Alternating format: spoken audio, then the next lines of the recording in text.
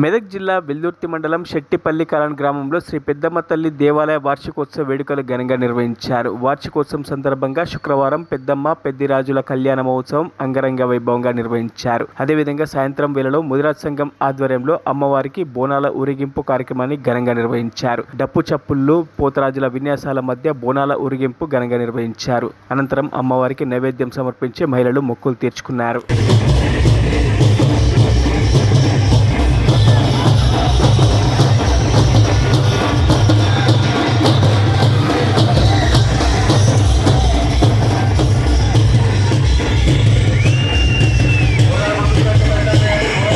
మరిన్ని అప్డేట్స్ కోసం మా ఛానల్ని సబ్స్క్రైబ్ చేయండి.